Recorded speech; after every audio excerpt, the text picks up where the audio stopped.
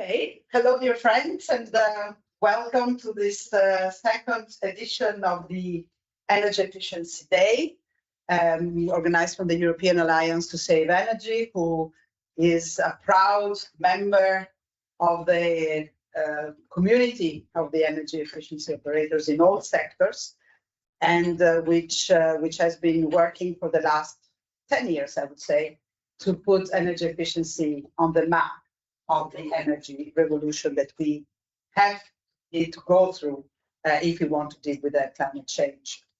The idea of this morning, of today, actually, is to focus on the exciting and absolutely possible challenge of reducing our energy needs and take part as a protagonist to the success of the European Green Deal.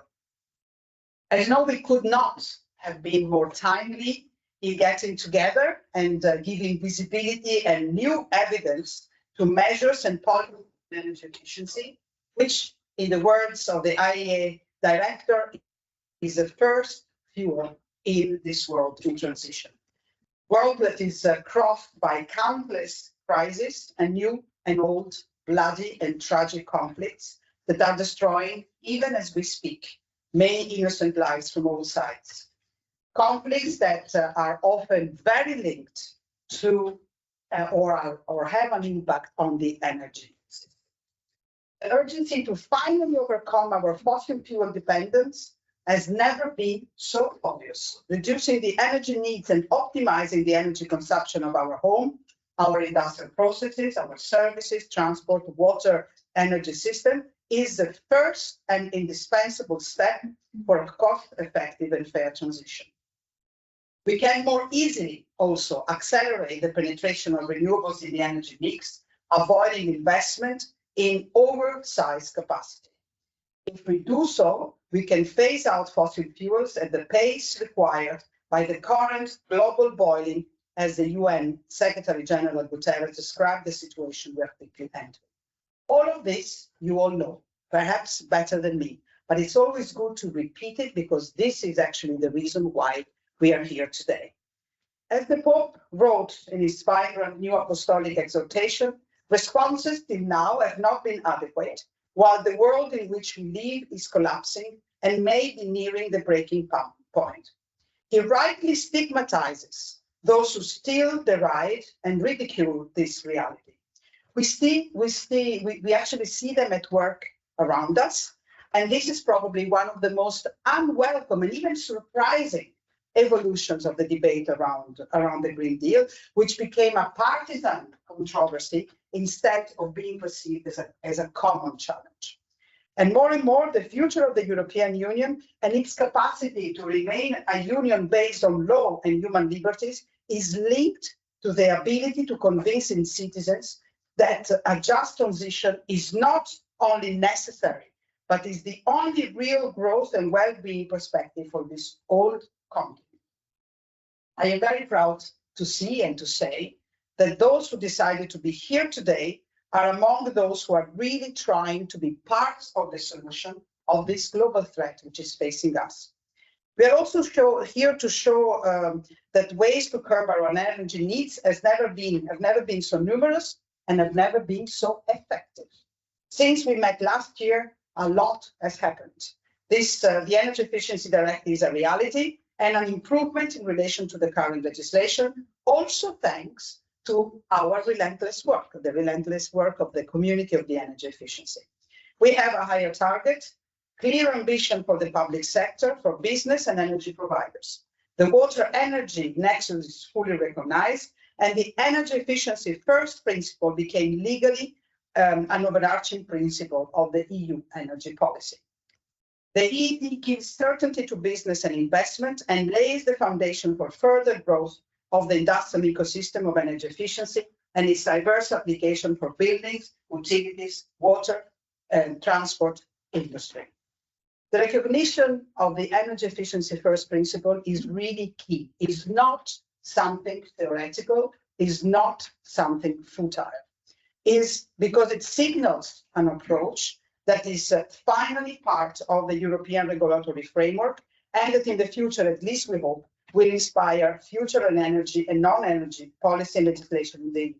Of course, we are highly unhappy, and I don't have to tell you that the very high threshold that are put in order to make this principle, to apply mandatorily this principle, are not welcome from us. But we do hope that in the implementation of the Energy Efficiency Directive, there will be the willingness and the impulse to adopt this principle as an overarching one, and not only when you have to have huge investment that are absolutely not at the level of local authorities or smaller companies.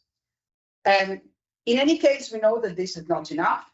During the last energy crisis, emphasizing even here in the European Union level, remained on energy supply policies and much less on how to reduce energy needs. Moreover, the EU policy context has been highly unstable, and since legislation is not often clear or ambitious enough, we are obliged to update it every few years with much waste of time and legal certainty. I want to remind all of us that actually most of what has been achieved today in the EED was actually there in our demands in 2012, which also shows our capacity of looking forward, but also to be consistent and to be on the spot when needed. And of course, we still miss the big chunk, the EPBD. And as we will discuss in the first section of the day, the EPBD is really a litmus test also of the capacity of the European Union and its member states to be coherent with its targets. There has been a great deal of controversy and a massive dose of disinformation around this directive, and the disputes surrounding that have focused, as you know, on its scope, on the supposed excessive cost for many families that renovation works will entail, and the heated debate and the confusion of numbers and effects surrounding many measures that have been taken also at national level. We believe that one of our roles, no matter how we'll go, how the trilogue today will go, is indeed to clarify doubts and perplexity on this directive, not only to reduce emission and pollution, but also, and above all, to improve the situation of an outdated energy-consuming housing stock, to reduce bills, and to reduce the cost of the state subsidies for poorer classes, I think that we have to underline more and more that the EPBD is a way to ensure a just transition, and I am not sure that our task in doing this will finish with the adoption, hopefully, of an ambitious one. We, as you saw, have 4 sessions today, and we will start talking exactly about this, about the energy, the unleashing of the power of building. Actually, one of our speakers spoke about superpower of building, and I think that this is a formula that we have to take. We will have a short message from the rapporteur, who of course could not of course, but who could not be here with us. We regret it, but we of course understand it tonight. There is really a very, I'm not sure if make it or break it, but really very important trial. In the second session, we will talk about energy system efficiency. Here is also one of the really important points that the European Alliance to Save Energy and its members have been trying to put forward in the advance in the debate, and that is that we need to reduce our energy needs in order to change the system, because this is a part of the real change of the system that we want to realize, and there are extreme connection, very big connection between the strive to have more renewables, the one to have more comfortable home, to help consumers and citizens to live better, and to realize our goals.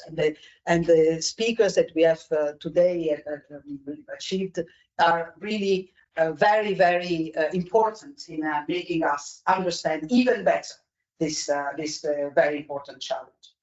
And then something that our members and the European Alliance to Save Energy has been trying to say since the very beginning of this work, we are a business area. We are an industry. We are not simply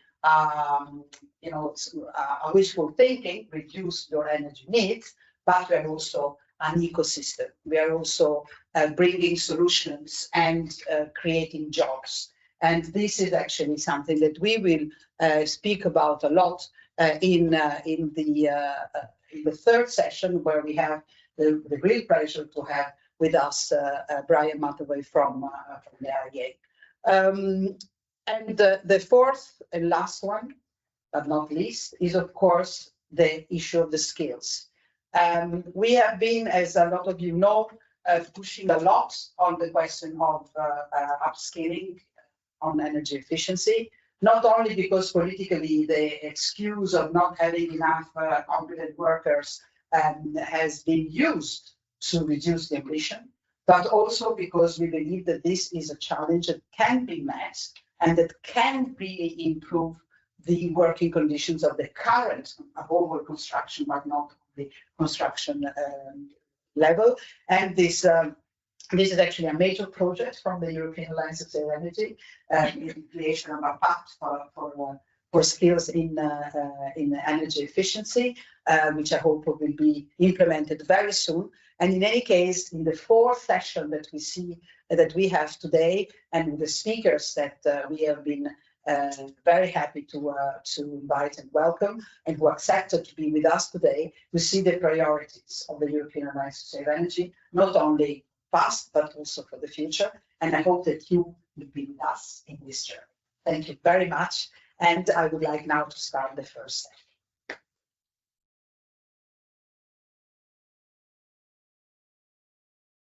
And I would like to invite here, the wrong page, Stefan Moser,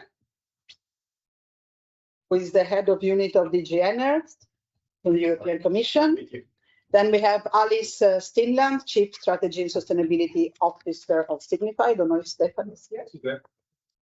Oh, I'm here. No, she's there. I snuck up. I was speaking about Stefan. Then I have Louise White. Hello.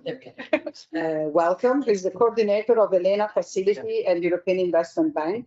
And of course, Anita Karma, who is the Deputy Group CEO and Group COO of Cloud Insulation. Thank you. First of all, we are going to have a message from Kieran Cuffe, who was supposed to be with us and to be one of the speakers. And we will listen to his message.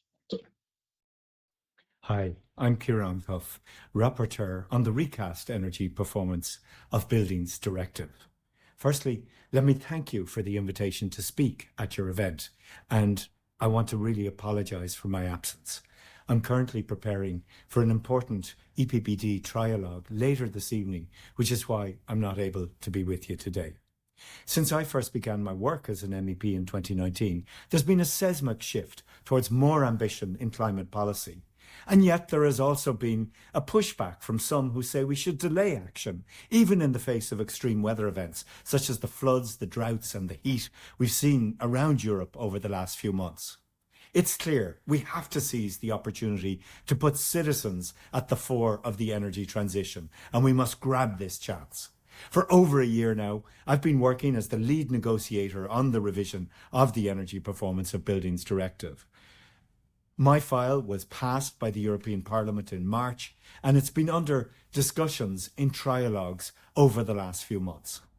Putting people first with this law means finding workable solutions that can provide warm, safe homes, lower energy bills, and lift millions out of energy poverty. And that's why my core aim with the EPBD is to ensure that we tackle Europe's worst performing buildings. This approach puts citizens first because it's the most cost-effective solution that can deliver the largest energy savings to households around Europe, while also ensuring a deep cut to our emissions and to our continued dependence on Russian gas. Negotiations are continuing and they're proceeding at pace under the Spanish presidency. And we're building bridges between the Council and the Parliament texts. So I am really confident that we can come to an agreement before the end of this year and begin our path to warmer homes, lower bills and climate neutrality as soon as possible. I wish you well with your deliberations today, and I'm sorry once again that I can't be with you in person. Also because we have a lot of speakers that are going to tell us a lot of interesting things, and I don't want to lose too much time. Although I think that one of the most important things of making these kind of events in person is exactly to allow to have networking and to talk and to chat and to get to know your occasional neighbor. So these are all things absolutely positive. But let's start this first session, Unleashing the Power of Building, New Ambitious EU Legislation, What's Next? As you know, we are still in the middle, and this is actually one of the reasons why Stefan is coming, I'm sure, at the last minute, because we are still in the middle of the legislative process. But we are optimists by nature, and so we would like also to go, we assume that the result will be positive. And anyway, we are of the opinion that there are so many, synergies and so many tendencies that are already there that we do need absolutely a very good legislation. But I don't think, and probably our members and our business members will tell us more about it, that this trend can be just stopped because a legislation is not satisfactory. Of course, we need a good one, but I think that it is very important also to see how this tendency towards better buildings, more comfortable buildings, and less energy intensive buildings is possible, actually. And I would like to start to invert a little bit the order and to start with Louise White. She is dealing with IRENA and very important initiative that we would like to see expanded and and made even stronger. And I would like to ask her, how have you already thought, perhaps a bit early, but maybe not, how IRENA will be able to support the EPBD within, of course, the context of the renovation wave, and what do you see the role of IRENA in any case, whatever happens, the need to accelerate building renovations? Good morning, Monica.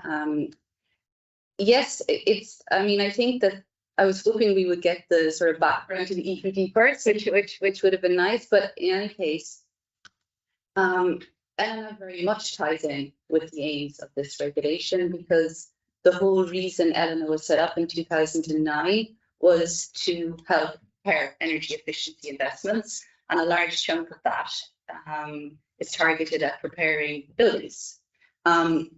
So it's a facility between the bank and the Commission, and what it is a grant to prepare energy efficiency and transport projects. We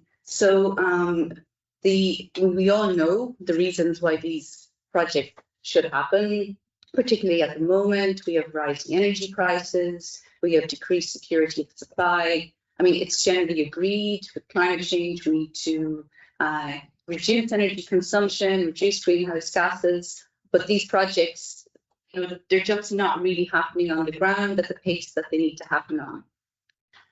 So of course, there's a lot of sector-specific issues and challenges for buildings, but a lot of the time what we see in organizations is you just don't have the resources. So people are busy doing their day-to-day job, they don't have time to be focused on something else. And then a lot of the time you also don't have the in-house capacity either. So particularly for energy efficiency in buildings, you need that technical expertise to know what type of measures you need to do and how to prepare them. And this is how ELENA will come in, because what it does is it gives you money to set up a dedicated team. And normally this team is made up of some in-house staff, but also those experts to do the type of work that are needed. So most of it is, a lot of it is spent on doing energy audits. So you need to know what sort of measures you need to do. A lot of it is spent on tender preparation, particularly for public bodies. That's a whole process in itself. And then also to get the financing. There's lots of grants out there, there's lots of financing options, but then to put them all together, this also requires time. So the team, usually under ELENA, is spent doing that sort of thing as well.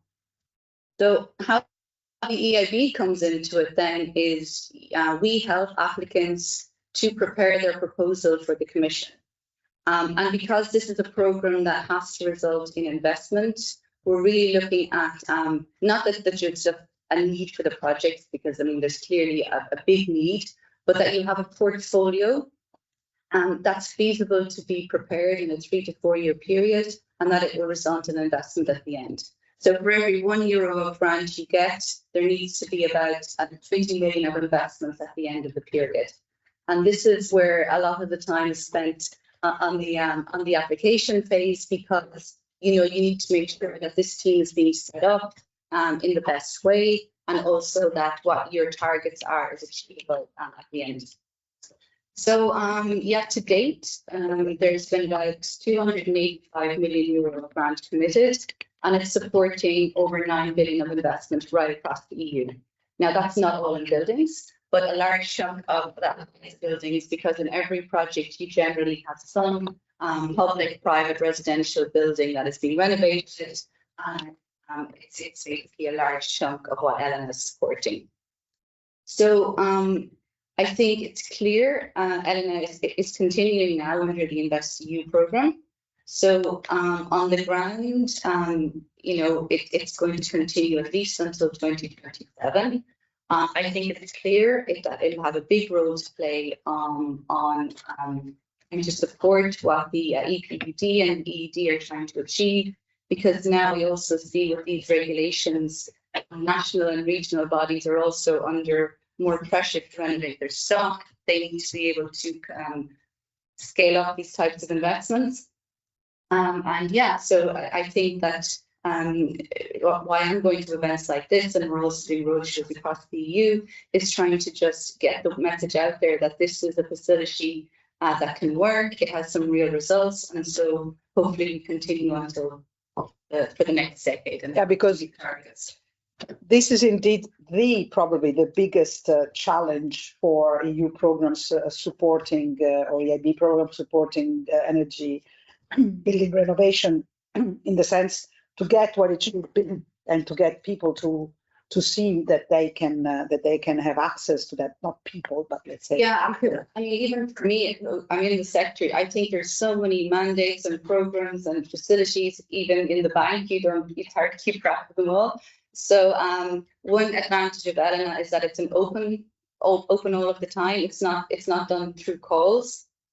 So the advantage of this is that it allows us to help you through the application, but it also, as I was talking about, it allows us you come to us, you talk to us, and then you see if there's something viable there. Because it's also sometimes a process whereby you may not have something now, but in a few months you go, actually, maybe this could be suitable for Elena. And then, you can come back and speak to us again. And that's the important point, I think, as well, because we're an EU institution, sometimes we can seem very far away. So this is the face of Elena. There's about 10 people behind me as well. And there's a mailbox that you can just come, ask questions. You may not get an answer right that day, but we will come back to you, and then usually just set up a call and we discuss. Okay. And thinking about the future, do you have other instruments or future instruments that can be leveraged to engage with the banks and the financial institution in order to accelerate building renovation that can be also easily sold to the public? Yeah, I mean, I won't go into all of them now, but just to I've explained to Elena, because it's the largest technical assistance facility in the bank, and it's the only one really that gives the grant outwards for the project to spend themselves.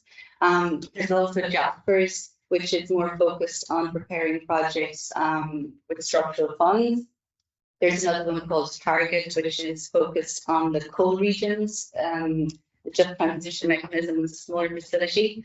But don't forget as well that there's the InvestEU Hub, and that's now another facility that will be managed during this programming period. And that's really looking to offer support for projects, particularly tied to EIB lending.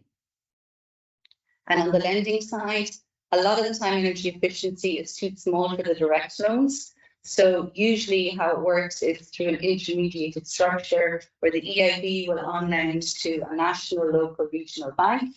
and then those banks can use their own networks to on-lend to the projects themselves. So the idea is that the low interest, long-term loan advantages are passed on to the projects on the ground, but you need that intermediate structure in between in order to get to the projects.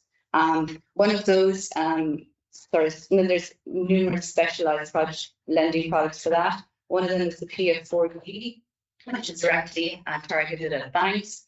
And what it offers is a combination of low interest loan, a risk sharing mechanism with EIB, and there's also a consultant who will go and help the banks to set up monitoring systems so that they can assess and monitor these the results of these loans as well, which is something that banks are now getting into more generally, but traditionally wasn't part of their mandate. And apart from PF4E, there's also now products that has been getting a lot of awards recently, the Green Checker. And this is also just a tool to help banks to see, okay, if I'm on lending this product or this project, is this a green project? Does it have all of the right results? And it also allows you to monitor the types of savings, CO2 savings, energy savings, etc. So, I mean, I think all in all, there's a wide range of packages that the bank is offering, both from the lending side, but particularly for energy efficiency, the advisory and technical assistance is also super important because these projects generally need some time to be put together in a bankable package. And with the various combinations, I think that there's definitely the facilities there, but then of course each case will find what's suitable for themselves. Thank you very much. I'm sure that during the Q&A there are going to be some questions for you. Welcome, Stefan. Welcome, Stefan Moser. He's the head of unit at the DG Energy, and it's a very busy day today. So we are very grateful that you found the time and the possibility to be here with us. And we have an issue, a technical problem with the video, if I understand correctly. So we will go on, and hopefully we will be able to listen to the message of Kieran, who also looked quite tired, but very full of energy and full of a lot of positive energy to go in the trialogue today and to come up with a very successful trialogue, which is also the challenge there for Stefan. So maybe you could share with us your viewpoint, or at least what you can say, and how do you see this whole subject developing, and do we have a chance to have a successful adoption of the EPBD? Thanks a lot, Monica. And of course, we were supposed to have this discussion 6 days after the trialogue, because the trialogue was supposed to be on the 6th of October, and we were supposed to be here to discuss about the result of that trialogue, but that's not the case. But Stefan. Thanks a lot, Monica, and good morning to all of you. Happy to be here. So it will not be the final trialogue in any case tonight. Yeah, so it will be an important one, but not the final one. So therefore, it will not be accompanied by, I would say, trumpets.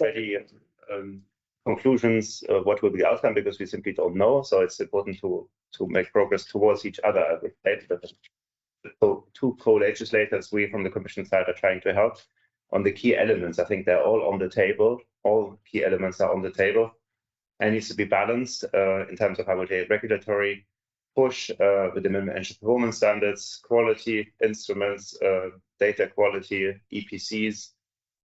Then also how to structure renovations with the building renovation passports, deep regulations, what actually is a zero emission building, what perspective, how do we go about it, then the solar rooftop obligation. Of course, there also we need to find, I would say, a balanced and ambitious, but also feasible and politically acceptable degree of ambition, I would say, because that even will not be all, because there will also be other instruments like promotion, financially, and voluntary action. So that is more the regulatory side, what needs to happen, what must happen on the solar rooftop side. But there will be lots of other solar rooftops being installed voluntarily with subsidies. Yeah, so that's not basically the minimum, but it's a kind of minimum happening, but it's not what will happen. There will much more will be happen on that. The same, of course, electromobility. The EPBD, together with the alternative fuel infrastructure regulation, sets what has to happen as a minimum, and there can always be more than that. So to be always seen in that perspective. And then, of course, what Luis just mentioned on the financing side, the enabling framework more broadly. It's not just financing, it's technical support. It is making sure there's also social protection. These social aspects are considered. Yeah. So the worst performing buildings, but also tenants, vulnerable neighborhoods. I think it's very important. The big question here is not so much whether this needs to happen or not, but who determines precisely what? What is the balance between the European level and the national level? National politics, national governments will have to be in the driving seat in any case. So the question is what would be useful to set at European level as at least, I would say, key points to consider, or to some extent also requirements for consideration, so that elements are not forgotten. But then the precise fine-tuning will have to happen at the national level. How precisely to, for instance, organize the technical support, the financial means being channeled through, Luis mentioned, from the European level, both EU funds, but also EIB financing. This has to go normally in bigger packages to the member states or through the banks, through the commercial banks, through schemes. Yeah? So, and the real question is, how is it organized? How is it actually communicated to citizens that they can access to that in digestible format and easy to understand ways? And that will be different across the member states, even within some member states, depending on which bodies are acting. But there we have to promote good practices, I would say, in the implementation of the directive. So it's important to get in the directive, I would say, the important elements for consideration, some requirements, some suggestions even, all these may provisions, yeah, or shall consider. These are basically reminders. Think about it and then deal with it in a useful manner, but it doesn't prescribe the details. So, and I think that is where this is the case. It's often an issue of competence, European level, national level. So the issue is put on the table by the European level, but how to deal with it is the national level. So therefore, I would say one needs to keep that in mind. This is not a kind of regulation setting everything in detail across the entire European Union. And therefore, it cannot be complete. It has to be filled in by various acts of implementation at the national level, public sector, but also the private sector. And that's therefore, even when the final text will be there, this is just another step in the journey. So the implementation will, I would say, be even more important to get it right through intensive consultations with the stakeholders at the national level, engaging in a dialogue with the governments, often at local level, municipal politicians, to identify which buildings need to be renovated, how to do that, to engage citizens, really a lot of bottom-up initiatives to be done to fill it with life, basically, the directive. Yeah? So, and also keep in mind, it's always basically minimum. So member states can do more and should be doing also more. So we are trying to push it as far as we can, I would say, from a European side, but as useful, I would say, not as we can, but as useful to have also this political acceptance from maybe some actors in the decision making which are not as ambitious as others. So we have to take everyone along. Otherwise, it would just run against the wall and there would be nothing. Huh? So that is never to be excluded. That simply some people say, okay, that's too much for me. I don't want this anymore. And then it's gone. Huh? So that is what we don't want to have and don't want to see. And I think that's part of the trilogue also tonight to explore really what can be a significant and sufficient convergence of views, what is reasonable to be regulated at European level. And we're trying to do our part in that.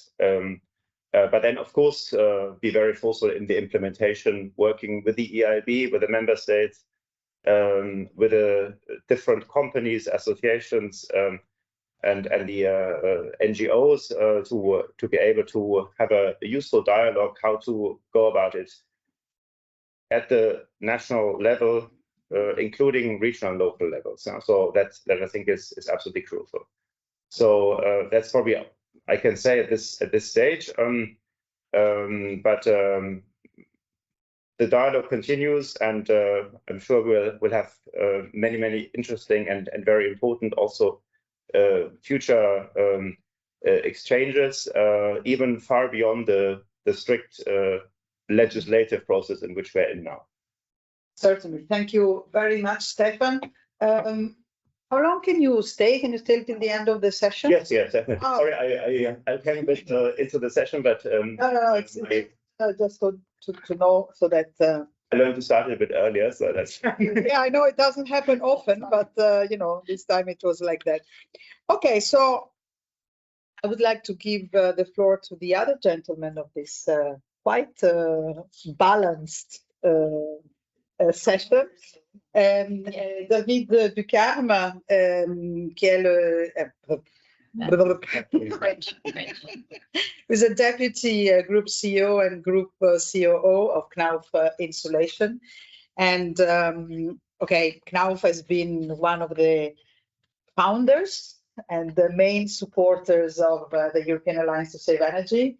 And the idea of innovative energy efficiency technologies and solutions have been always at the core of what Knauf has been given as a contribution to this conversation. But let's go a little bit more in detail in what do you see that this technology could be in order to ensure what Stefan was talking about, successful implementation of EPP. Sure. Thank you, Monica. Good morning, everybody. I think it's worth reminding ourselves, and that's a long message like the one you gave us earlier, that when it comes to building energy efficiency, most of the solutions we need to implement technically are known. They are there, they are ready-made, they can be used. We don't need to invent very high technologies to achieve our objectives. And that's really important to recall that, because we are also investing, or our governments and the society, in new technologies of carbon capture, blue hydrogen, that will cost a lot of money, and it's probably very worthwhile doing that for the very long term. But we have also in front of us something that works today. In fact, when we implement energy efficiency in buildings, we've been doing so since the 70s with the oil shocks, you are also saving money. It has a payback over the lifetime of the building. So it means that you are paid to save CO2. The cost of abatement is negative. At the same time, industries are paying €100 per ton to emit CO2. And we are investing in new technologies that will cost 100, 200, 300 to abate CO2. BPIE published a report earlier this year that reminds us again that just by improving the insulation or the energy efficiency of the envelope of buildings, we could save up to 44% of the energy consumption in Europe, which is more than 700 terawatt hour, more than 100 nuclear plants if you want a translation. So it is massive, it is there, and it's all about implementation. So I think there will be incremental innovations in those systems that we need to implement, but where we need to look for innovation is in the way we do the delivery of those solutions to the market. And we know what the main barriers are. There is the skilled labor shortage. There is money, which is always at the heart of things, why people do not invest in energy efficiency as at the same time it has a payback. And there is the difficulty with facing a renovation in homes, how you get the subsidy and how you ensure that the contracting is happening right and you get the quality you need. So these are real barriers to the delivery of our technical solutions, and they need to be addressed in the implementation. For sure, we see more and more prefabrication coming in Europe. In some countries, new builds are above 50% of prefab already today, and we expect that trend to continue. these prefab systems will be more and more innovative and will are improving. The next big step in that sector is probably the development of elements that are prefabricated for renovation of buildings. And we all know examples where it's really happening, but not at scale yet and not in a very cost-effective way. So that's another area where innovation is going to help to allow an easier implementation on site, a higher quality, and less need or less dependency on skilled labor. When it comes to the hassle of renovating your building, you see, and it's more business development, more and more one-stop shops where people can go and everything is taken care for them, from obtaining the subsidy to the technical design and implementation. And that's something that is very important if we want to continue increasing the renovation rate in Europe. That's something that we support with our solution of installation, and that we believe is an innovative business model that will be at the heart of the renovation. And finally, there is how you fund the renovation. Louise has talked to us about some of the ways the authorities and the European Investment Bank are looking at that. Governments in all our markets are, of course, creating schemes of different qualities. What we believe is that in the future, it will be very important to prove the savings that you achieve with energy efficiency measures and meter the saving. That means that instead of just implementing measures and getting subsidies, I put 1 square meter of double glazing, I get €5. You will be required, or you should be required, to prove the savings. Metered savings would make the whole building chain much more accountable for the delivery of the savings. It would also open up green finance because it would provide transparency in the way these savings are measured and the payback are indeed provided. That's something we believe strongly in, and we have invested in a digital startup that is doing only that for the last 5 years, called Knap Energy Solutions. The results we see from this startup are very encouraging, but something we will continue to develop. At the end, what we are talking about here is creating almost an ESCO model, but at residential level. You can do that for big buildings, for big industrial processes, at third-party investment and proven savings that pay for the financing. It's very difficult to do at residential level. That's what we are trying to unlock to really unleash the power of our renovation wave. All that is in a world which we've been in for the last 50 years, where we want to save energy, the average energy consumption or the yearly energy consumption of houses and buildings.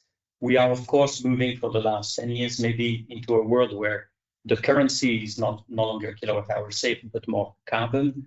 And there will be also developments that are important. We can maybe reduce by 50% the energy consumption of buildings in the coming 30 years with the renovation wave. After that, we still have carbon that is coming from the rest. Materials will have to evolve. It's mainly cement and steel, but also glazing and insulation. And there are very strong roadmaps pushed by the regulator as well to decarbonize the building materials.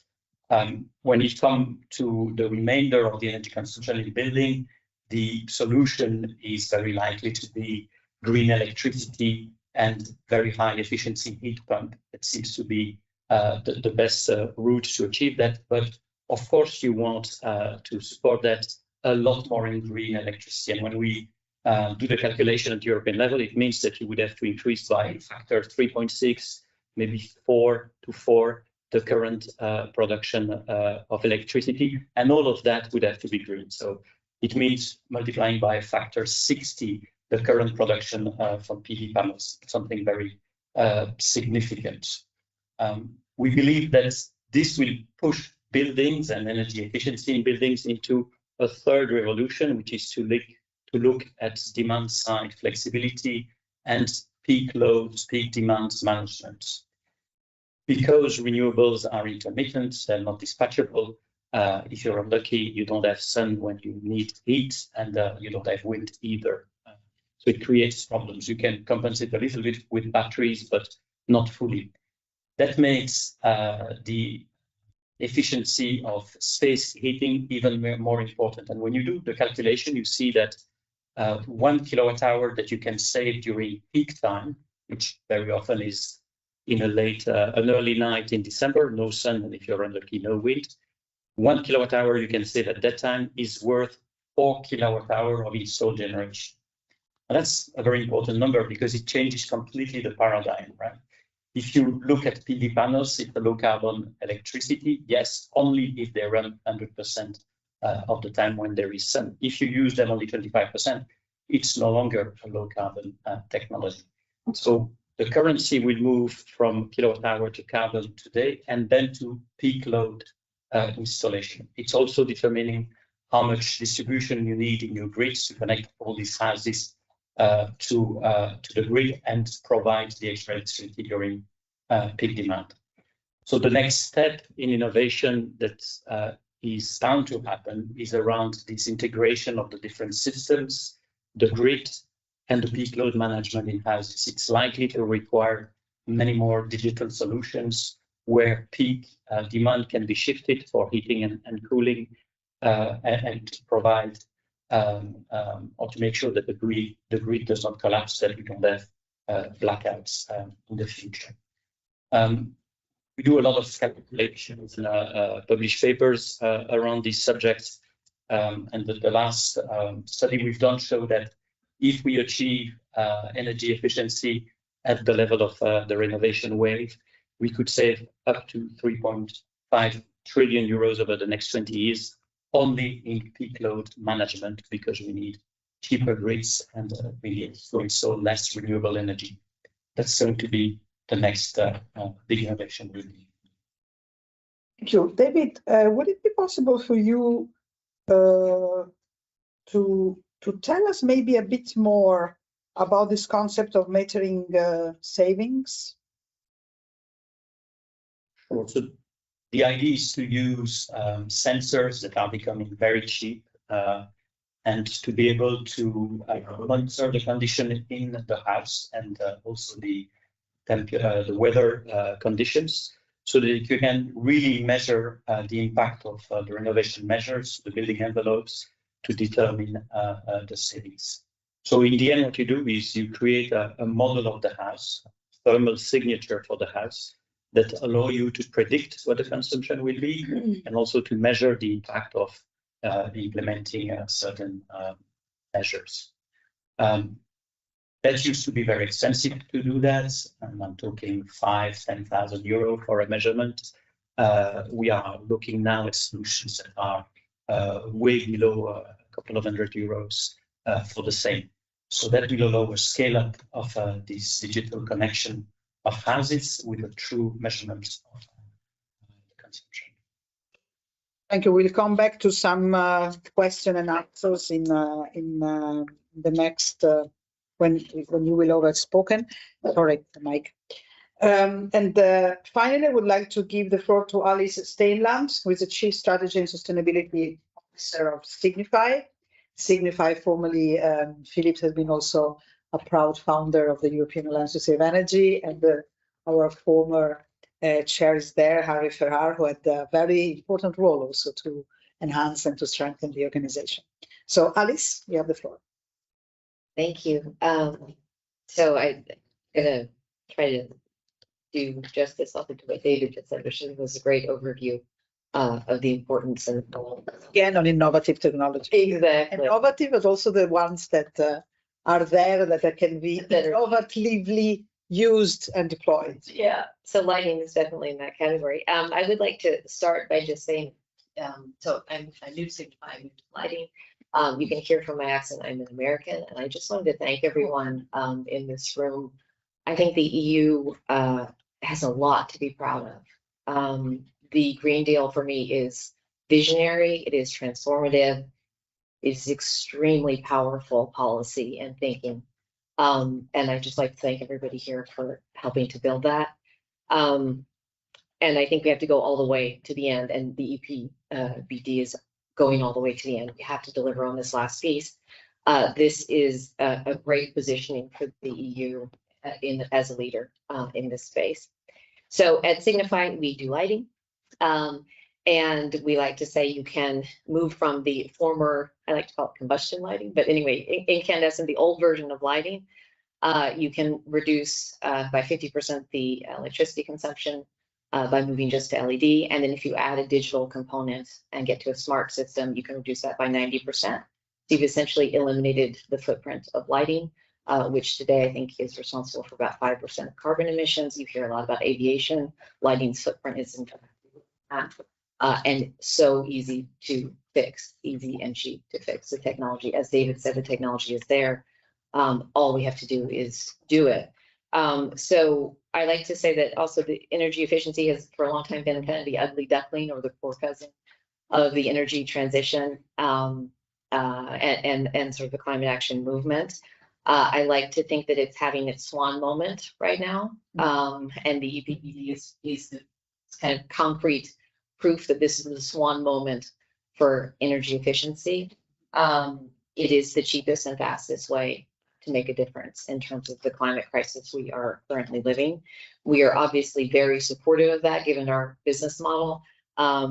We are not alone in that. So folks like Knauf, Siemens, everybody who has been pushing, this is a wonderful moment for the, I would say, European industry to shine.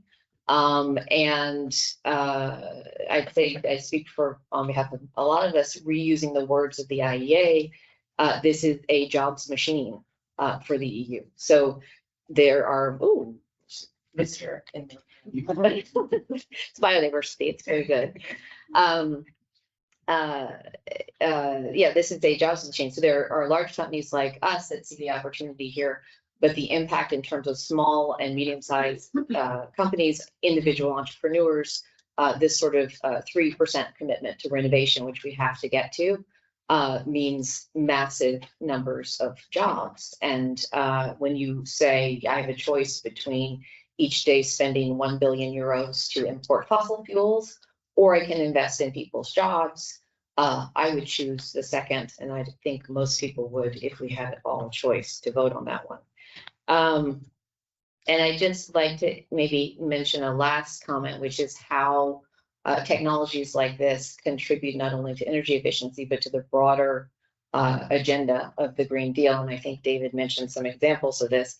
But if I take it back to lighting as an example, 50% of the lighting is old technology lighting in the EU, which is kind of strange because it's only 35% in the world, which means the EU is actually somehow slower in converting to new energy systems for lighting. And if we just fix that problem, if the remaining 50% with the technology we have on the market today were switched to smart connected LED lighting systems, we would be talking about 65 billion euros in savings for the EU. We would be talking about 50 million tons of CO2. We would be talking about 50 million heat pumps, the electricity needed to fuel those heat pumps, and 55 million electric vehicle charging for a year. Right now we are at 3 million in 2022 for electric vehicles on the road. We could charge 55 million if we just changed the light bulbs. So I am really hoping that this legislation goes through, because it's kind of one of those, I've worked in sustainability for many, many years. It's sort of this daily confrontation, the cognitive dissonance between what is happening in the world and the simple choices we have to make in front of us. And the fact that we are not doing it is frustrating, not only for the younger generation, it is very frustrating for people like everyone in this room who's been working on it for 20 years or more. So I hope we get there, and I thank everyone in the room for pushing. Thank you very much. Alice, by the way, I have to say that our European Alliance to Save Energy was born out of our companies that are here, but also with a very important push from the American Alliance to Save Energy, which is our sister organization and for which we actually have a very similar logo. And I must say that that transatlantic cooperation really made sense at the beginning of this of our history, but also today.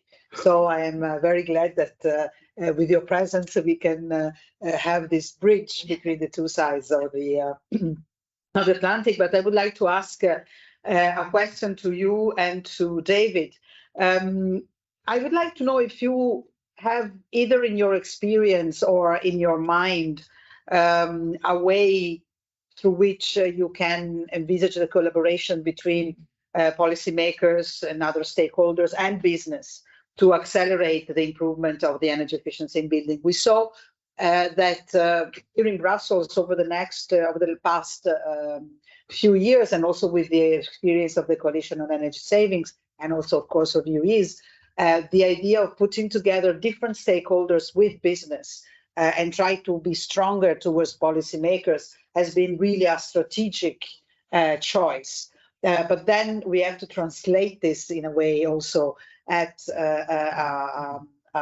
national, regional, and even local level. And I always remember my own mayor, not the one here in Excel, but the one in Italy, is telling me still is complicated, you know, and have not very easy contacts with the business community. And so probably if you have some examples or some ideas to share with us, which can help us to go in that line, but also to enhance and make our progress easier. And David, maybe you can also answer to that question. You go ladies first or gentlemen first? Whatever. David, go ahead. Go ahead, David. Go ahead. Thank you. Yeah, we see our role as you said, making relentlessly the case for energy efficiency, but also demonstrate with data to the regulator why energy efficiency works and work on this innovation I've described. So in our case, it's mostly about this digital metering of houses that we are developing, as well as innovation for our products. We think that's really a good renovation way, supported by the right EPBD, is critical for the future of the competitiveness of Europe, making the transition as cheap as possible for societies, the overall aim there. And there's a few things that as industrial companies we need. One of them is a bit of a roadmap so that we can anticipate and move and invest in those innovations at the right pace.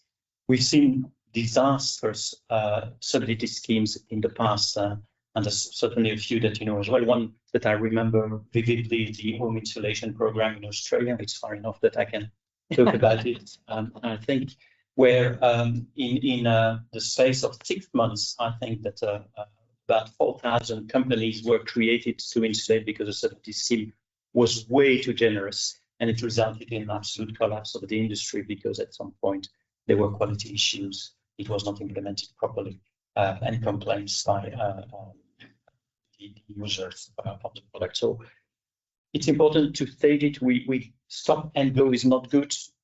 We've seen a significant stop recently in Italy, maybe also with the too generous program before. So I think something that makes sense over time is really important, because also we need to build this economic tissue that is able to deliver 1%, 2%, and hopefully 3% renovation a year. If you start and stop, you will never build the competencies, and we will have a much more expensive transition. So phased and staged approach is very critical. The other aspect, I believe, where we can help is proving the value of real EPCs, so measured EPCs with the digital tools. EPCs used to be an additional piece of information attached to a building, but today it has a significant economic impact in some countries already. In France, you cannot rent a house if it's below G. So as a homeowner, it's a big impact. In Flanders, when you buy a house today, you have 5 years to bring it to category D. That's also a very big impact. So we believe that moving to a higher quality metered EPC is also something that we can contribute and improve the value of that. Thank you. Alex? Yeah, I think we're trying on multiple levels, but I know I worked for a long time in the responsible investment, sustainable investing space. And one of the now increasingly biggest signs of a company's commitment to sustainability or corporate responsibility is actually the way it advocates and the way it uses its lobbying power to participate. So It's one of the reasons we're proud of Harry's work and the work of this organization. But that's what we try to do. So on the advocacy side, trying to push the same messages as the IBC and the IEA, talking about how in terms of carbon mitigation, 40 to 50% of that needs to come from energy efficiency and will come from energy efficiency.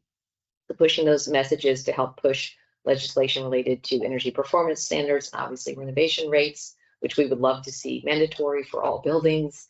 We'd like to see us get to that phase, and we talk about that and we support that, and that's why we're here today. We also try to bring to different stakeholders this concept of circular procurements.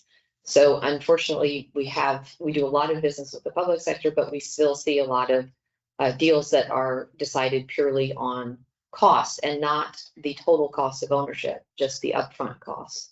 So total cost of ownership, if you talk about lighting, you can essentially get your return on investment, I was just saying, in depending on the energy prices, in about 18 months, depending on how you look at it. But if you want to buy upfront, probably lower quality products and incandescent sort of lighting might be a cheaper choice. And we still see some public sector actors making decisions that way, some corporate actors making decisions that way. So we would like to promote and to push, and we try to advocate for this idea of the life cycle procurement decision making and getting to a more circular approach in that way. And then in the meantime, while we're waiting for that to happen, we try to do some things. I was also talking with Louise about that. We're trying to make it easier for our customers, including public sector customers, to make that first move and make that first upfront investment, knowing that the return will come, and often subsidies and other financing will come, but there is this first hurdle to get over. So we also develop on our own financing programs, lighting as a service. So translating, instead of having one upfront cost, you have a long-term contract with us.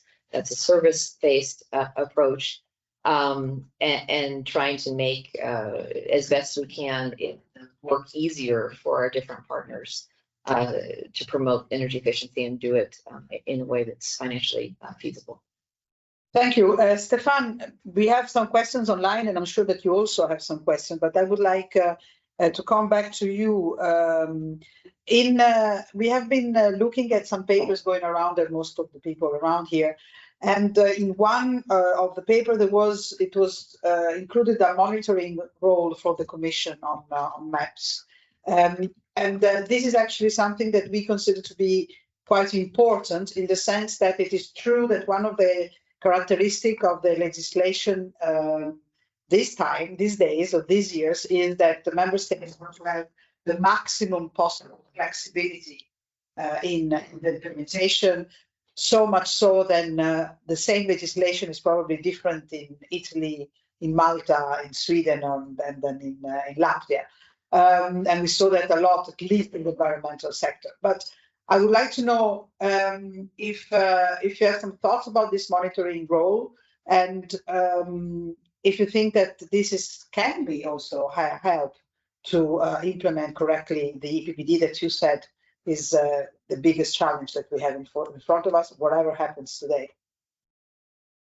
Indeed, we always have a monitoring role, because we need to make sure that the legislation is properly implemented and that basically the objectives are reached through the national implementation measures, and basically the results are typically on maps. The results will have to be checked, including on the minimum energy performance standards. We'd have to see whether member states actually introduce minimum energy performance standards as defined. Yeah, so these are rules requiring the renovation of certain buildings. I think the difference to the original Commission proposal, but also the European Parliament version, which will probably be the final outcome, is that there will not be a direct, basically, a link between the European directive and what individual buildings need to do if they are below a certain either class or performance level. But that this has to be translated and defined by the member states. But it does require them to put in place maps. So on the buildings, the question is how much of the effort will have to come from so-called worst performing buildings, from the lower or lowest part of the building stock, and how much comes from other parts of the building stock, depending on where member states consider that they achieve the biggest reductions of energy needs and greenhouse gas reductions for the money invested, but also I would say practical considerations, how to go about that. It depends very much on the specific circumstance of the building stock, but monitoring would always be there. And I think there's also the close link then in the National Building Renovation Plan and the National Energy and Climate Plans. Yeah? So, but on to see whether what member states are supposed to achieve will be achieved, and if not, then we enter into a dialogue as constructive as possible, but also, of course, across the member states and across the stakeholder community, in respect of the member state concerned, also trying to see what could be improved, what good practices are there, and how do we address the barriers. The barriers are, of course, probably the most important obstacle. The barriers are, on the one hand, financing. I very much agree with what David said. We need continuity, and the national renovation plans are there to provide a framework of continuity, predictability, where you can plan and have investment decisions to avoid jumps up and then sudden stops to a policy. But also how to address the barriers, because as Alice has said, it's a job machine, but we are actually coming from the other side of concerns. We don't have enough people to do the job. So we are no longer in a situation that we are looking for millions of new jobs, but rather we are looking for millions of people doing the job. And that is the constraint, which actually is the worry of member states and also the stakeholders. Huh? So how do we get the people to do the job? How do we train them? How do we provide the skills to them? And that is not an easy task, especially with the demographic developments which we are facing. Workers' shortages are present in many sectors. So there's no sector which can basically be the source of all the people needed. So these are very hard questions, of course, linking then also broader policy considerations and I would say international policy into that, without now mentioning the words which are obviously on the mind of all of us. So that is what the national plans need to address. They need to say, what do we face as challenges in our country? What is maybe the situation more broadly across the European Union? Can there be help from elsewhere? If not, how do we address that? And then how do we at least create a framework which is as conducive as possible to tackling the renovations in this sector, how to organize them in a way which is least expensive, most effective, can be tackled.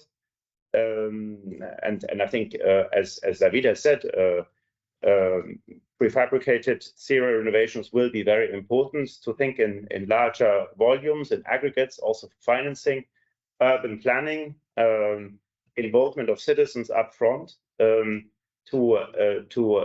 create larger packages. Yeah? So because if we go one by one for each and every individual building, this is very work intensive and will probably not lead to the necessary volumes and overall reductions of energy needs and greenhouse gas reductions which we need. Yeah? So we need to think bigger in aggregates, basically. And that is certainly a challenge, as many of the decision makers are not necessarily disconnected, but they're individual and independent. So and they need to come together. And of course, what happens if they don't all agree? How do we get them together to have facilitators, for instance? But in my view, and that is probably the biggest obstacle which I see, that the municipalities need to be strengthened, cities, villages, in their administrative capacity, in their knowledge of how to do it. They will have to shoulder a large part of the heavy lifting, and they don't have, as here from many places, the necessary capacity. They're looking for people, they know it even. They're not that they tell them, and really, we need to employ new people. They look for people, they don't find them. They have vacancies, yeah? So, and then they need to train them, and often they don't even have enough money. Some of them don't have enough money, need to be supported.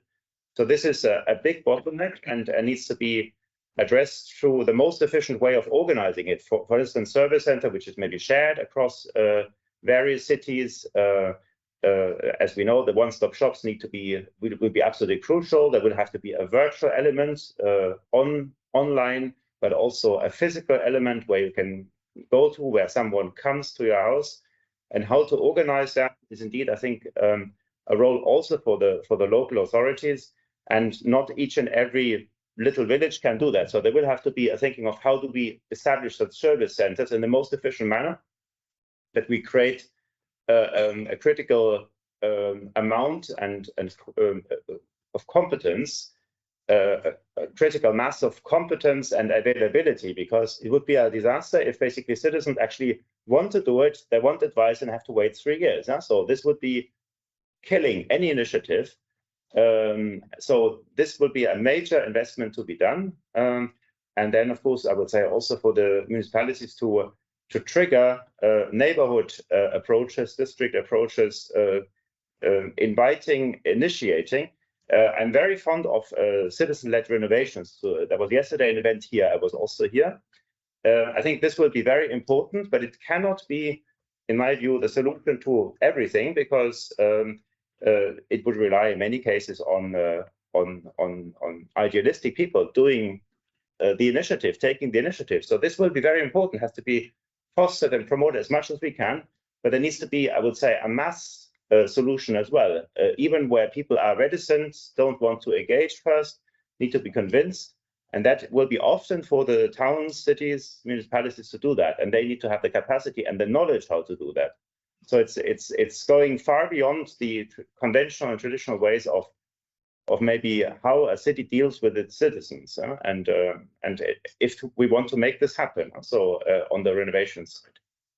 But that's what I see as biggest challenges here. I couldn't agree less, more. Be myself a local councillor here in Excel, and we are adopting next Thursday the plan climat, the climate plan. And the most important discussion was about administration. How over the different years of the administration, we could actually manage to deal that. And before I give you the floor, Louise, I wanted actually to ask you a question which is a little bit related to what we were discussing, and that is if you are thinking about some models to foster, in order to do to exactly do that. And we were also thinking about the famous ESCO that when it appeared looked absolutely game-changing, but then it did go into some kind of a complication in many member states. And please go ahead. Well, your first question was exactly what I was thinking of, because when Stefan was talking, it made me think about a current commission policy as well, which is also mentioned in the regulation or the directive, that so now we have ELENA, and it's at the European level, and then we have member states. But there is a wish that member states would also take a more active role and set up their own, what we could call like a national ELENA. And so what that would allow would be a very similar structure, but it would allow member states then to focus in on particular areas, or do things in their own language, or have the specific things necessary to help projects in their particular country. And I'm mentioning it simply because EIB will also, it's currently in discussion that EIB will be able to help member states set these entities up themselves. So you still continue with your ELENA from the EIB, but we also in parallel now try to focus in on member states, and the idea would be that they can continue on themselves. And I think that this could have a lot of benefits, because you could then also have lower thresholds. Like we look for investment programs over about 30 million because they're only one team, but you could have a 10 million euro threshold, a 5 million euro threshold. You don't have to leverage a 20, you could reduce it to 5. I'm totally making figures up, but the point is you would be able to push the market still, because I think it is important to still have those aspects. Otherwise you give a grant and you don't have a project at the end of it. but you would be able to tune it because, say, a big country like France versus a smaller country like Latvia, there's very different dynamics. On the ESCO thing, I mean, we do have projects under ELENA that support ESCOs, but I think a lot of the time it is seen as some sort of a magic bullet. I have a bunch of projects here and ESCO is just going to come in and finance them. And generally an ESCO is a business, so it's looking to also make money. And so you also need to have a portfolio that's suitable. But we had a very interesting project recently, and I think it was in Italy actually, but it was what they did was they had a portfolio of buildings and they used a grant, so they used structural funds for a large component, say 60–70%, and then an ESCO came in for the remaining part, but they were able to structure it in a way that that part then had an adequate payback and was bankable. So you saw a very nice dynamic between the ESCO model working along with the structural funds. And because this was for buildings, quite substantial energy savings as well, like 50–60% in some public buildings, you were able to see that here's a practical example of where an ESCO can come in and do something like buildings. A lot of the time for ESCOs, I think it's more in line with street lighting. We were also talking about it earlier, because there you can get very nice high savings with the shorter paybacks. So I think that there's definitely a strong role for ESCOs. It's a very important market, but it's also not a magic bullet. And different countries will have different levels of experience, entities that are interested and suitable. And so this is also something that needs to be taken into account.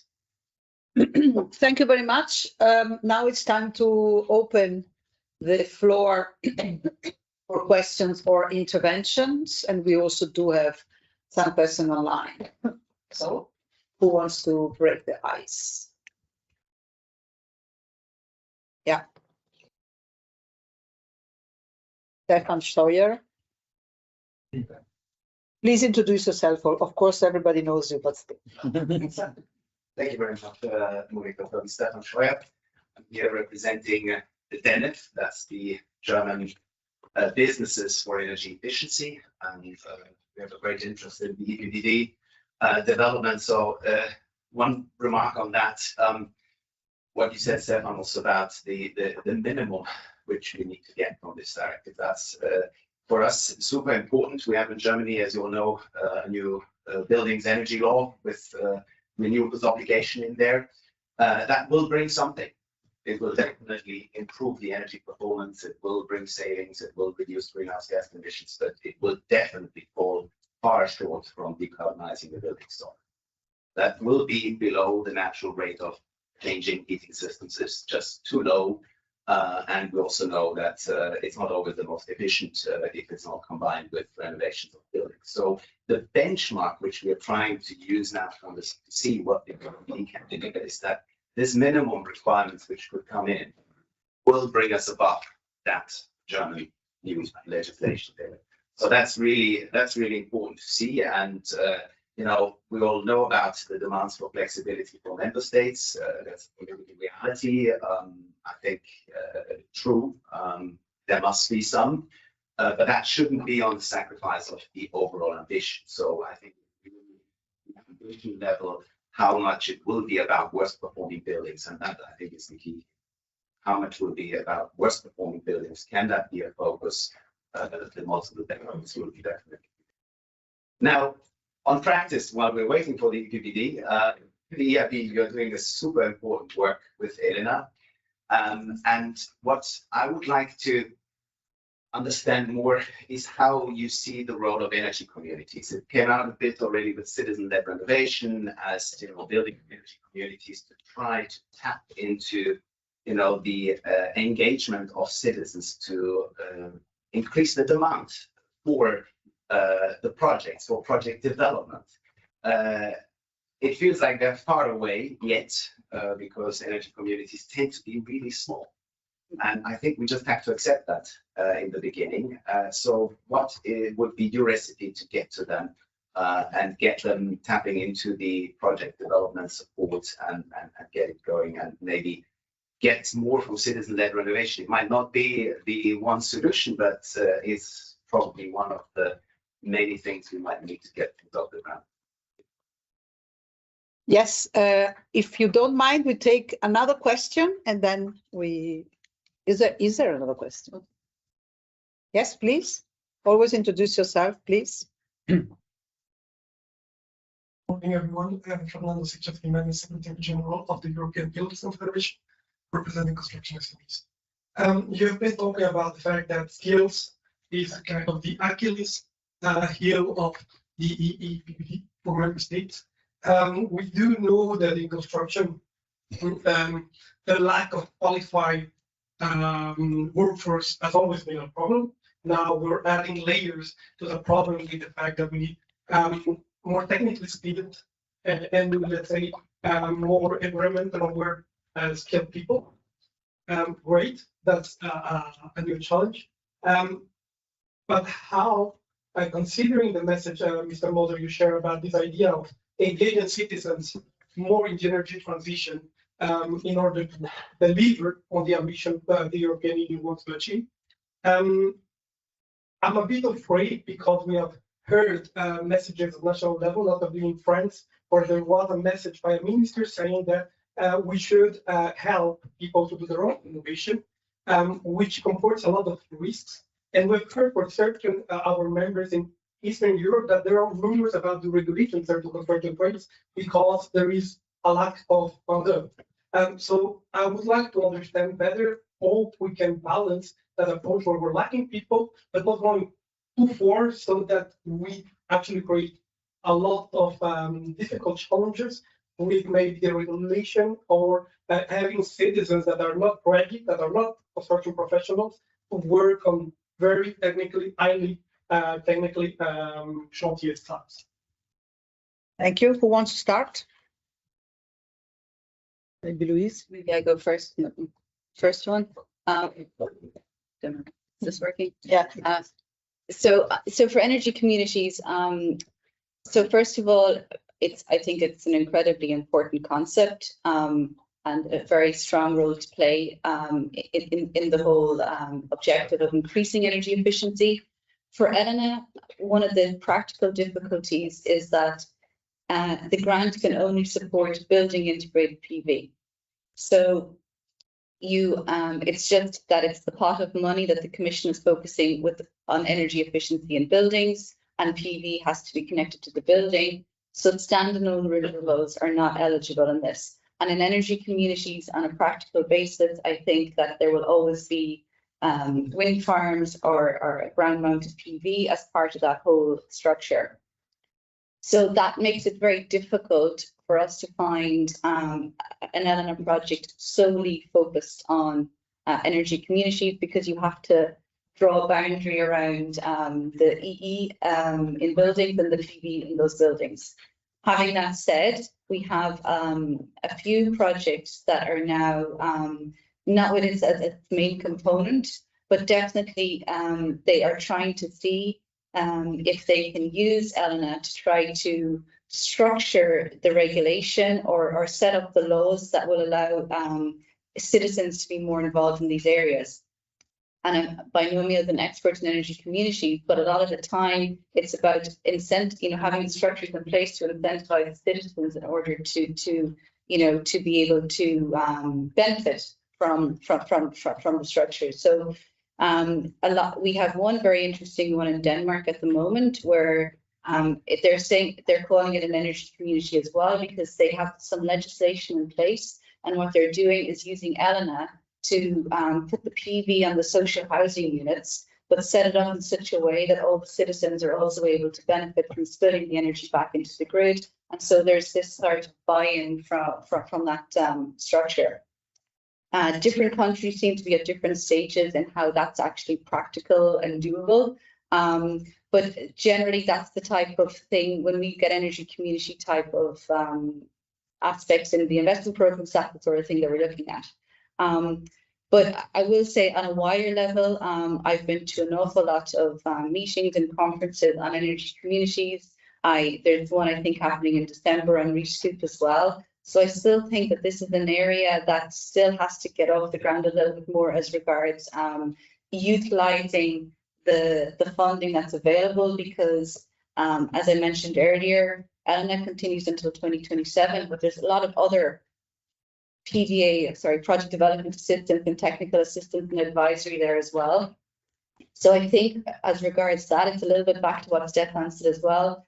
There can be lots of smaller projects, but it's a way of trying to get that one body that can maybe aggregate even on a regional basis, or a few municipalities coming together, because individually, these can be quite small. But let's see, I think it's definitely an area that will become even more important now with all this focus on the regional and national level in the directives as well. Stefan? No, thanks a lot. I think energy communities are really important. Reese Group, there was an event yesterday here.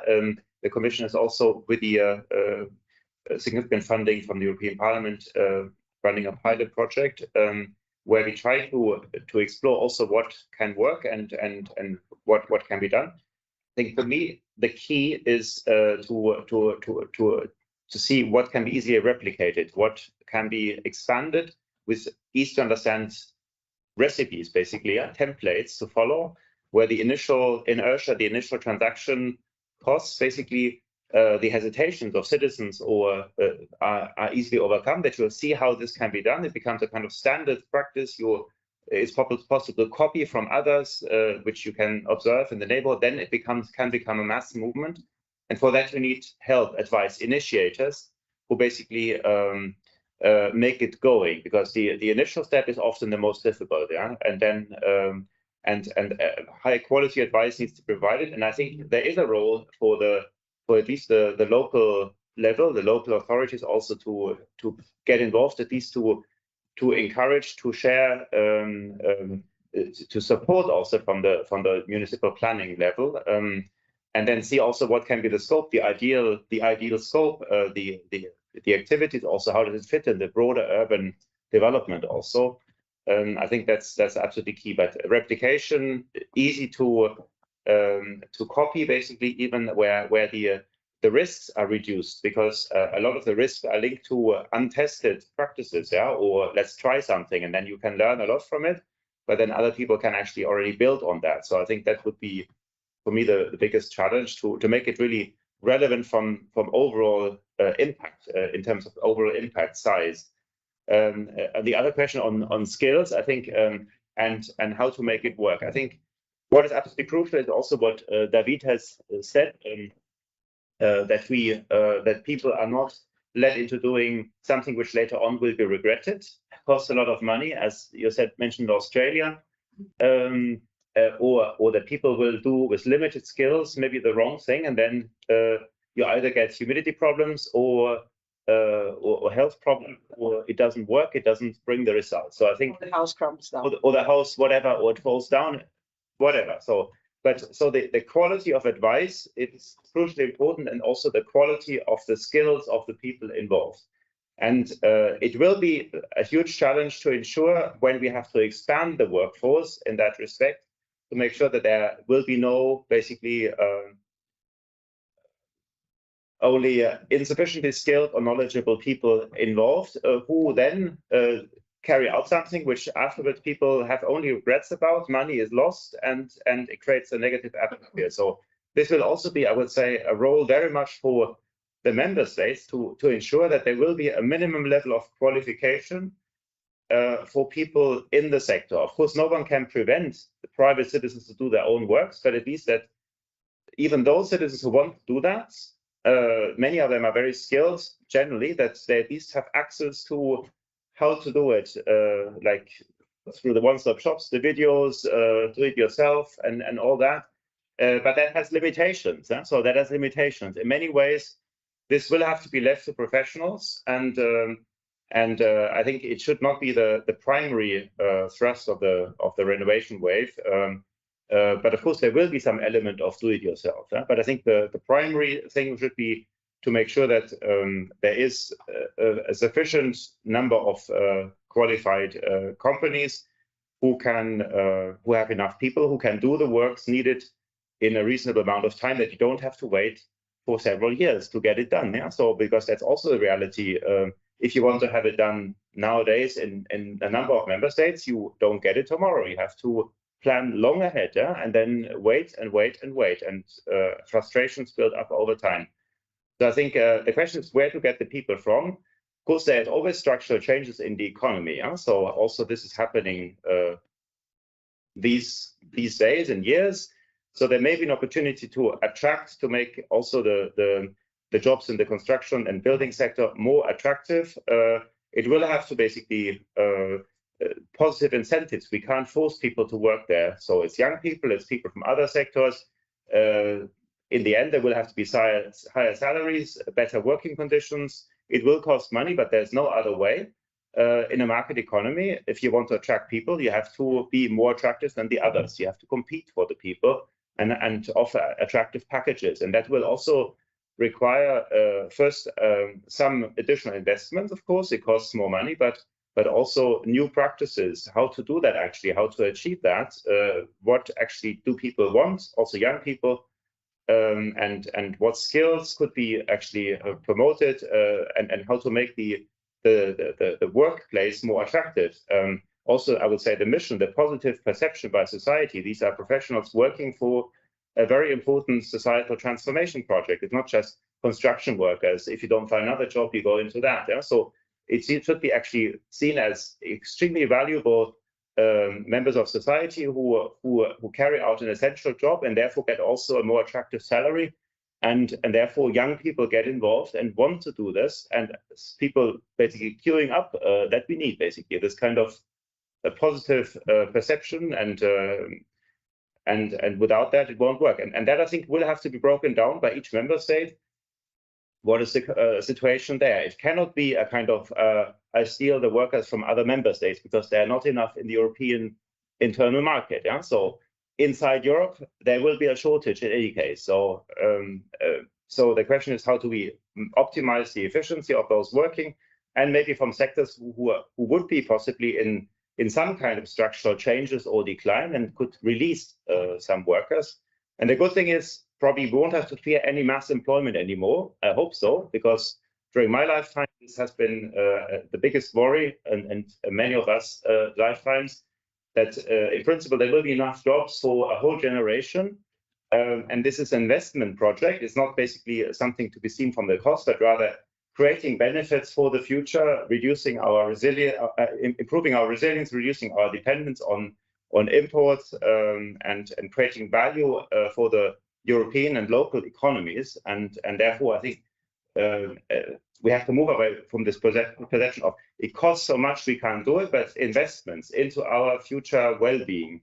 And I think that angle is not always communicated either by the politicians active in the national environment. They see it more like a threat, like a diktat, like something imposed on people. They don't actually want this, and it's bad for us to do it. It's the other way around. Yeah? And there are probably not enough politicians who tell the positive story when they're on television, etc. They, especially, I mean, we see several member states, some parties are trying to even create and thrive on the field of people and increase the field of people. That's what we probably have to fight most against. Yeah? So to see it as a positive challenge, as a benefit for society and investment, and not cost and negative and people being driven out of the household and all that. Yeah? So.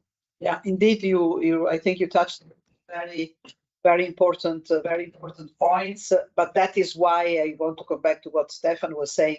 We really need a good European framework, not to be, completely dependent from realities of national debates, because whether you like it or not, whatever the vocal and in some cases, and I know what I'm talking about, not that competent politicians are not the core of those who afterwards will have to implement. And I think that if you have a good European framework is very important. And I am a bit worried that of a nationalization of ELENA, because in some cases these kind of agencies or national bodies are really not able to perform. So I would have preferred to have more leeway given to the Commission, but maybe it's or at least at least monitoring, but also more means, given to European level in many cases. In my past life, I was, and I repeat this very often because it is really very important for my experience. I was a rapporteur in the Parliament for 3 years on the implementation of EU law. And for me, the biggest problem was the capacity of the European level, and notably the European Commission, to actually check, monitor, and guide. And unfortunately, the fact of leaving too much leeway to the member states, it's sad, but that's the reality, is one of the reasons of a lot of problems we have today. But anyway, that's beyond the point. So I hope that you're not going to nationalize too much. Leave it. Coming back to skilled labor, it's obviously a very big issue, and I very much agree with what Stefan said. We need to make those jobs more attractive. Monica quoted the Pope earlier, so I can safely quote Barack Obama, or who in an interview with our CEO in the US said, "Your problem is insulation is not sexy enough." And it's true, we are not selling energy efficiency well enough to some of the professionals that could be contributing. I'm very hopeful that the next generation of people and workers that are coming in the labor market in the future will see that differently, and we need to make those jobs very attractive with a mission, a purpose, whatever you want to call it, that motivates the generation. That's the only way we can achieve that. The other side is, as an industry, we still need to simplify the jobs that needs to be carried out. We discussed about prefab. We also need to make our systems to re-insulate, to change glazing, to change heat pumps and boilers simpler. That's something that can happen, that is not easy, and there's a lot of R&D going into that as we speak by many companies. And I'm hopeful that we can, by creating a simpler renovation system approach, also improve that situation. Thank you. Alice? Yeah, it's more a question, but I don't know. I think it was last week. Biden announced the creation of a kind of a climate corps on the model of the Peace Corps and the America Corps. So it's exactly this. It's a way to get young people into a certification program for future green jobs, which I hope will include also energy efficiency type jobs. And so it seems to me that is something that's top of mind. I don't know if there are examples that you all have that are in that same space, but that I think is one of the most important things I've heard in recent months on how we will plan for this future. And so I absolutely agree that something structural like that. And I was wondering, in Europe, you know, the history of Erasmus and these types of education programs that are Youth guarantee. You know what I mean? That this type of initiative is probably definitely needed right now. And we should pick up on the movement here. Thank you very much. Before we finish, Ileana, can you please give us the 2 or 3 questions that we had online, and then we make a quick round of our speakers. Who has them? You can come here. I need to read them. Okay.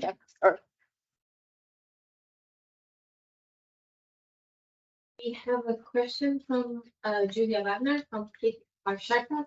Can you speak louder? For Mr. Moser. What role do you see for the district approach in the final implementation? No, you just asked all of them, so that yes, so that we can. So this was the first question, and the other one is also for Mr. Moser. How will the Commission ensure and enforce that the ambition of the revised PPD will be compatible with both the 2050 binding decarbonization goal and the energy efficiency potential of the building sector? This is from Katarzyna Bartlow, Knopf Installation. And lastly, from Sergio Andres, Kyoto Club. Mr. Moser said that this will not be the final trilogue to date of the PPD. In his opinion, when may we expect the final one?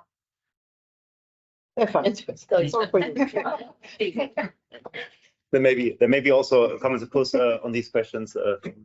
We all know to be on district approaches. I think district approaches are very useful to have to integrate that into urban planning, into urban development, and also allow for more serial solutions.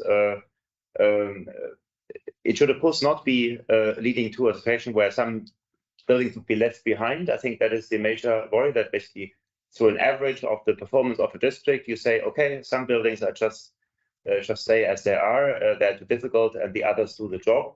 So that I think is a main worry which we have to address, in the sense of this should not be allowed. But otherwise, I think the higher the aggregates, so not the higher, but we need reasonably sized aggregates to have efficient solutions, also financing packages, planning decisions, overcoming the administrative hurdles, etc. Otherwise, about enforcement, we of course have a dialogue with member states, and it's not just Brussels tells member states how to do it, but we discuss, and there's also going to be a peer review on basically what will be the final elements in the directive. There will be national plans which have to be compatible with the broader picture, the national energy and climate plans, in relation to building renovations. On the minimum energy performance standards, there will have to be, I would say, a trajectory established at national level, with measures taken in relation to having minimum energy performance standards, and we will check, of course, whether the elements as agreed in the final directive will be respected, and if not, then we'll try to find a solution through dialogue. So, I mean, I'm just saying that because, of course, there's always the issue of legal enforcement. This is not the aim. This may be useful in some cases to overcome political blockages in member states, but the usual way of working is collaborative, discussing, exchanging ideas, and trying to help by identifying good practices. As regards the final trilogue, I don't know. What we hope and what we very much encourage both co-legislators to do is to find agreements still under the Spanish presidency by December, because member states themselves would like to have actually the full picture when implementing and transposing the Fit for 55 Green Deal package.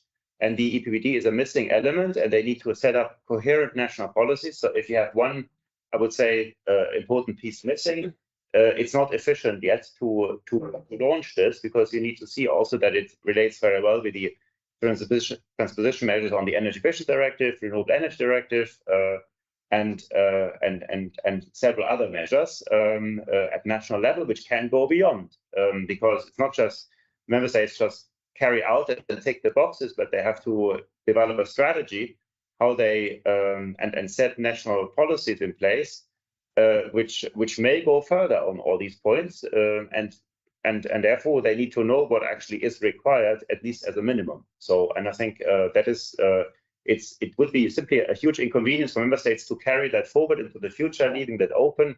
We would stand in the way of actually making real progress, and that I think is the main objective from our side. Thank you very much, Stefan. I would like to know if our speakers have a 1 minute conclusive remarks, if you have, and before we move to the next session. David, je vois que tu. Ready to move on. Well, thank you very much to the other speakers. I think what we see is a very strong degree of alignment about what needs to be done. So hopefully there will be also some political courage that makes our objective, the Green Deal, the Green Wave, Fit 55, congruent with what is coming out. Yes, on that basis, I think the renovation wave can happen. All the elements are there, and our companies are just waiting to see how we can contribute even more in the future. And I wish Stefan a lot of luck for the coming hours and days. Or the European Parliament and the Council, so helping. As we are representing them all today. So just say we are not representing the entire private sector, but we would ourselves really like to see a 3% renovation rate requirement across all buildings and all parts of the EU very quickly. And I would love to see the EU develop a climate core for young people. Every young person I talk to is interested in something green today. So we need to leverage that energy. Just to say, Elena, I think it's shown it can be a very useful grant facility to prepare investments. Currently, over 9 billion are being supported. It continues until 2028, 2029. So if you have projects, come talk to the EIB. The national level, I think, will definitely be becoming more involved in the next few years. But the message is also that the EIB Elena continues, and so don't hesitate to come, because I think it has a strong role to play. From my side, I think what will be crucially important is to put a lot of emphasis on the implementation, on how to design the national policies within the framework of the Fit for 55 package, and to, I would say, to advise from your side also, because you have a huge technical expertise. You can advise governments, you can take away and reduce fears and try to identify solutions. And that, I think, will overcome also the political worries which many people have generally also. I mean, I talked about populists, but there are also very serious politicians who also have concerns and simply think that they can't deliver more. But with your knowledge and your experience from the various sides, what the EIB is doing with Elena, what you are doing as companies, you have the solutions that you can show. Actually, it's not that expensive. It brings more than it costs. It's an investment, and we can make it work, and we can simplify the processes. We can try also to put more effort on skilling, on training workers, and ensuring also with the installers, basically, that we have a partnership that and the building companies, renovation companies more broadly, that this actually will not be an obstacle which simply cannot be overcome. And I think that would then create the probably also the political courage, which I think some people simply worry about, that they would create a lot of frustration with citizens and they impose obligations, especially because it can't be delivered. Thank you very much. I think our speakers made the perfect conclusion, so I don't really need to do one. First of all, let's thank them with a big round of applause.